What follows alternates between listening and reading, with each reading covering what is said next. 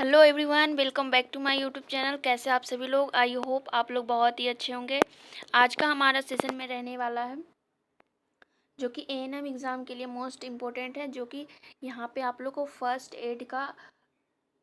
Add जिसको प्राथमिक सहायता बोलते हैं उसका यहाँ पे आप लोग को 100 क्वेश्चन, वन लाइनर क्वेश्चन जो कि रहेगा वो आप लोग को देखने को मिलेगा। तो इसलिए आप लोग चैनल पे फर्स्ट बार विजिट किए और चैनल को सब्सक्राइब जरूर कर लीजिएगा।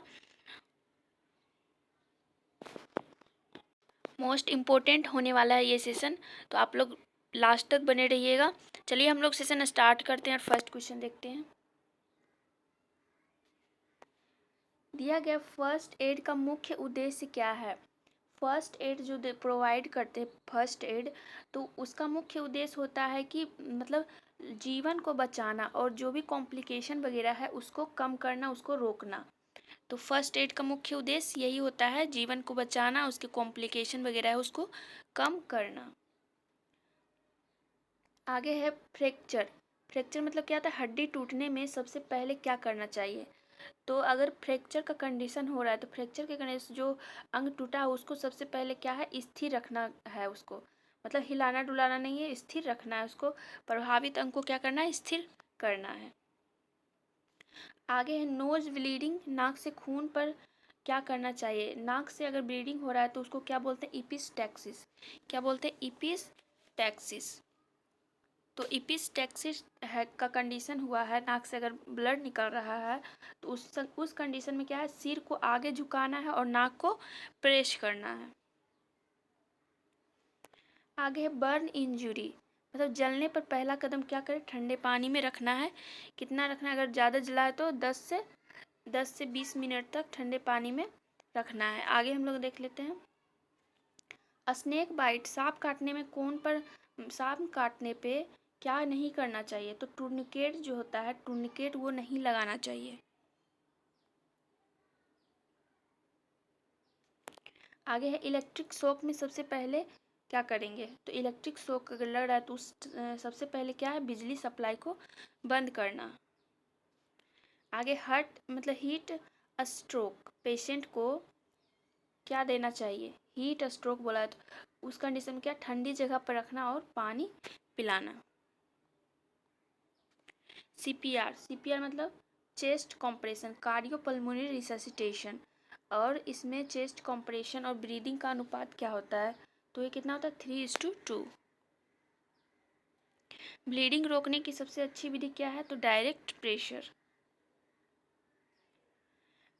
फेंटिंग मतलब बेहोशी का कंडीशन में क्या करना चाहिए? तो बेहोशी का कंडीशन में पैर को ऊंचा उठाना चाहिए ताकि जो ब्लड सप्लाई हो वो नीचे की ओर हो सके, जिससे बेहोशी मतलब कम किया जा सके। आगे है इंटरनल ब्लीडिंग की पहचान क्या है? अगर इंटरनल ब्लीडिंग हो रहा है तो उसमें त्वचा नीला पड़ जाएगा और पीलापन देखने को मिलेगा। आगे हम लोग देखते हैं आर्ट्रियल ब्लीडिंग कैसा होता है। आर्ट्रियल ब्लीडिंग बोला गया तो ये कैसा होता है? चमकीला, लाल और तेज।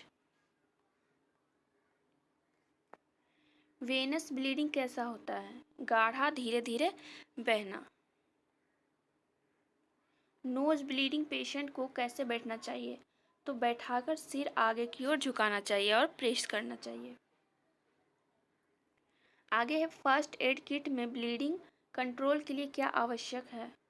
तो फर्स्ट एड ब्लीडिंग को कंट्रोल करने के लिए बैंडेज का यूज़ करते हैं या फिर गॉज का।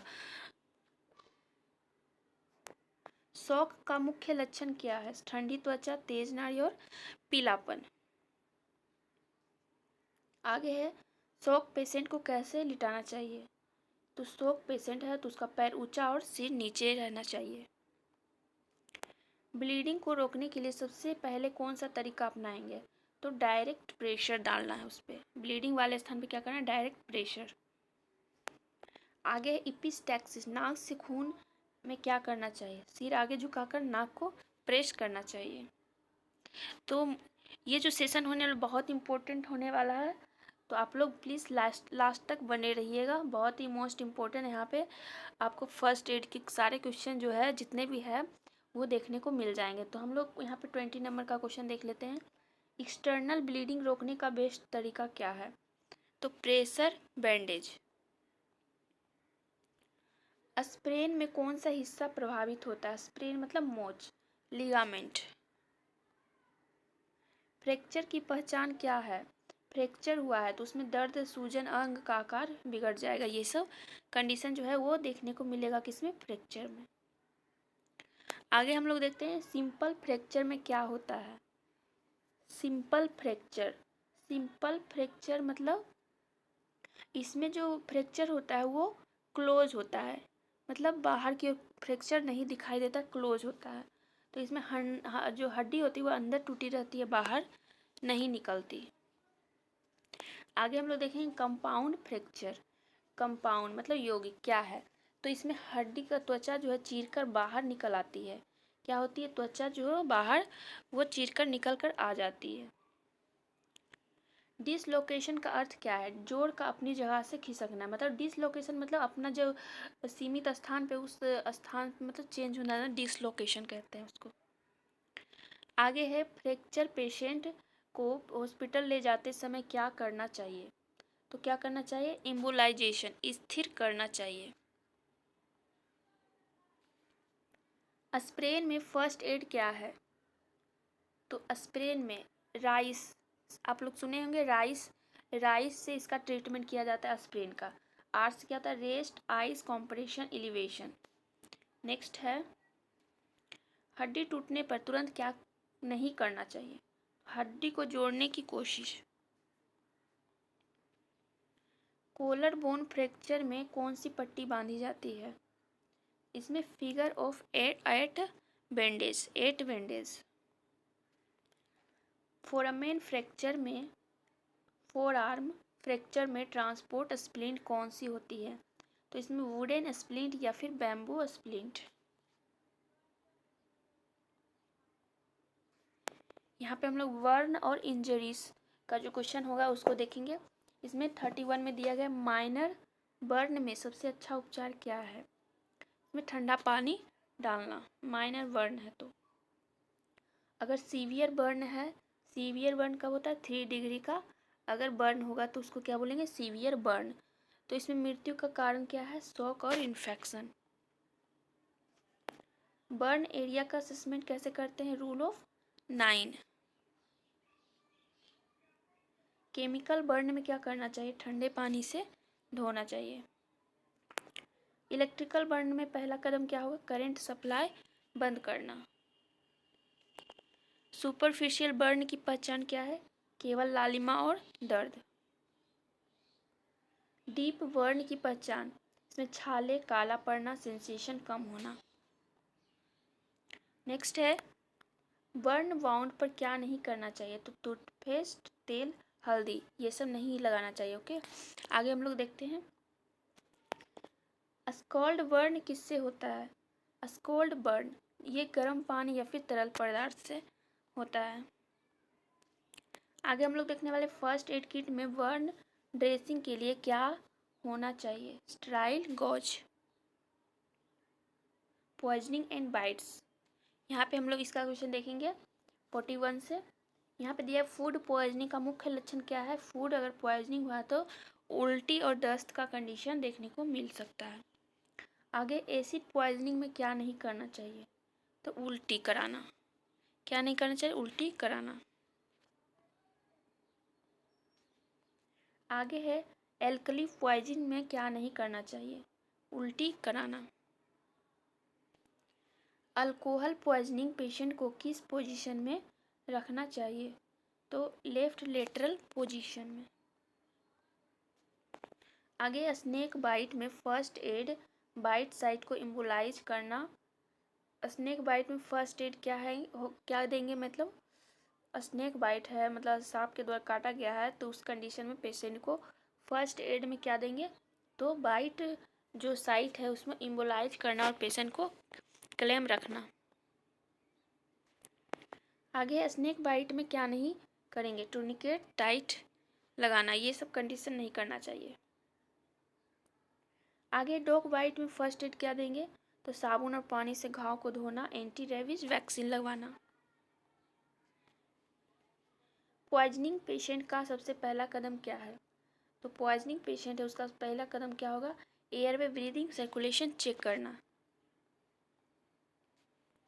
फूड पॉइजनिंग में क्या देना चाहिए, तो इसमें ORS फ्लूइड्स जो होता है वो देना चाहिए। आगे इंसेक्ट बाइट में सबसे पहले क्या करेंगे, आइस पैक लगाना। नेक्स्ट है यहाँ पे CPR से क्वेश्चन दिया गया। CPR का फुल फॉर्म क्या होता है, तो कार्डियो पल्मोनरी और रिससिटेशन। नेक्स्ट है एडल्ट CPR में कंप्रेशन रेट कितना होता है, तो 100 से 120 प्रति मिनट, बहुत इंपॉर्टेंट है ये। आगे हम लोग देख लेते हैं CPR शुरू करने का पहला कदम क्या है, एयरवे को सबसे पहले क्या है, क्लियर करना। आगे चेस्ट कंप्रेशन की डेप्थ कितनी होनी चाहिए, तो 5 से 6 सेंटीमीटर। किसमें है ये, एडल्ट में। और आगे हम लोग देखते हैं माउथ टू माउथ ब्रीदिंग कितनी बार देना चाहिए। हर 30 कंप्रेशन के बाद 2 ब्रीथ जो देते हैं वो आर्टिफिशियली माउथ टू माउथ या फिर दे सकते हैं। नेक्स्ट हम लोग देखते हैं CPR में हाथ कहाँ रखना चाहिए, अस्टर्नम के मिडिल में। इन्फेंट CPR में कंप्रेशन और ब्रीदिंग का अनुपात क्या होगा, तो 3:2 सिंगल रिकॉर्स, और अगर बच्ची में है तो उसमें 15:2। इन्फेंट CPR में कंप्रेशन किससे करना चाहिए, तो इसमें 2 फिंगर का यूज करके करते हैं CPR। AED का फुल फॉर्म क्या है, तो ऑटोमेटेड एक्सटर्नल डिफिब्रिलेटर। क्या होता है AED मतलब ऑटोमेटेड एक्सटर्नल डिफिब्रिलेटर। CPR में सबसे पहले किसको चेक करना है, तो रिस्पॉन्सिवनेस।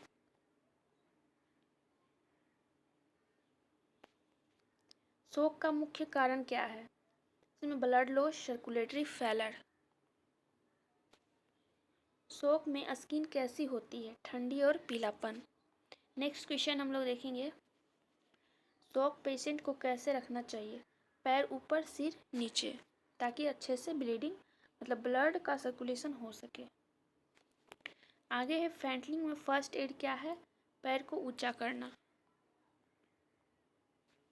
नेक्स्ट है कोमा पेशेंट को कैसे रखना चाहिए, तो लेफ्ट लेटरल पोजीशन में। इपिलेप्सी का पेशेंट है उसमें क्या करना चाहिए, रोगी को इंजरी से बचाना चाहिए। इपिलेप्सी पेशेंट के मुंह में क्या डालना चाहिए, कुछ भी नहीं। ड्राउनिंग पेशेंट को सबसे पहले क्या करना चाहिए, CPR देना चाहिए। हीट स्ट्रोक पेशेंट को कहाँ रखना चाहिए, ठंडी जगह में। फ्रोस्टबाइट पेशेंट को कैसे ट्रीट करना चाहिए, धीरे धीरे गर्म करना चाहिए। आई में धूल चली जाए तो साफ पानी से धोना। नेक्स्ट है केमिकल इंजरी मतलब आई में क्या करना चाहिए, तो लगातार पानी से धोना चाहिए। नोज फ्रैक्चर में फर्स्ट एड क्या है, बर्फ की सिकाई। चेस्ट इंजरी में फर्स्ट एड घाव को बंद करना है, उसके बाद क्या है, हॉस्पिटल भेजना। नेक्स्ट है हेड इंजरी का फर्स्ट एड, रोगी को सुपाइन पोजीशन में रखना और मूवमेंट कम करना। ईयर ब्लीडिंग में क्या करना चाहिए, तो सीधे हॉस्पिटल ले जाना चाहिए। एनिमल बाइट में कौन सा इंजेक्शन जरूरी है, एंटी रेबीज वैक्सीन। टिटनस से बचाव के लिए कौन सा इंजेक्शन देते हैं, तो TT का। बैंडेज का उद्देश्य क्या है, उसको घाव को ठीक करना, उसको सपोर्ट प्रोवाइड करना, सपोर्ट देना। नेक्स्ट है ट्रायंगुलर बैंडेज का उपयोग कहाँ पे होता है, इसका ट्रायंगुलर जो बैंडेज होता है उसका यूज़ करते हैं हाथ या फिर बाँह के फ्रैक्चर में। रोलर बैंडेज का उपयोग कहाँ होता है, तो लिम्ब ड्रेसिंग में। फर्स्ट एड का गोल्डन रूल क्या है, life saving first. First aid में ABC का अर्थ क्या है, airway, breathing and circulation. Transporting unconscious patient कैसे, इसको रिकवरी पोजीशन में रखना चाहिए, लेफ्ट लेटरल में। हार्ट अटैक में फर्स्ट एड रोगी को आराम देना और हॉस्पिटल भेजना चाहिए। स्ट्रोक पेशेंट को कैसे रखना चाहिए, सिर ऊंचा करके। सनबर्न में फर्स्ट एड में क्या करना चाहिए, ठंडे पानी की पट्टी लगाना चाहिए। नेक्स्ट है नोज ब्लीडिंग को रोकने के लिए क्या लगाया जा सकता है, ठंडा कॉम्प्रेस। ईयर में कीड़ा चला जाए तो क्या करना चाहिए, तेल डालना और हॉस्पिटल ले जाना। चेस्ट पेन पेशेंट को फर्स्ट एड क्या देंगे, आराम देंगे और डॉक्टर की सलाह लेंगे। आगे है स्प्रेन में सबसे उपयुक्त फर्स्ट एड क्या है, राइस मेथड। नेक्स्ट है 92 नंबर दिया गया क्वेश्चन, ब्लीडिंग कंट्रोल की लास्ट मेथड क्या है, टर्निकेट। फ्रैक्चर ट्रांसपोर्ट करते समय क्या नहीं करना चाहिए, हड्डी को जोड़ने की कोशिश। स्पाइनल इंजरी पेशेंट को कैसे ट्रांसपोर्ट करना चाहिए, तो हार्ड बोर्ड स्ट्रेचर पर। हीट एक्सहॉशन का फर्स्ट एड क्या है, ठंडी जगह ले जाकर फ्लूइड्स देना। चॉकिंग पेशेंट में फर्स्ट एड क्या है, तो हेलमिंच मेनवेवर। बेबी चॉकिंग में फर्स्ट एड क्या है, बैक ब्लोस और chest thrust. Severe burn patient को क्या देना चाहिए, फ्लूइड्स, ORS, IV फ्लूइड्स। 99 में दिया रोड एक्सीडेंट विक्टिम का पहला कदम क्या होगा, तो इसमें सेन सेफ्टी और ABC चेक करना। लास्ट क्वेश्चन हम लोग देख लेते हैं यहाँ पे, फर्स्ट एड प्रोवाइडर को क्या होना चाहिए, तो काल्म, क्यूक और कॉन्फिडेंट।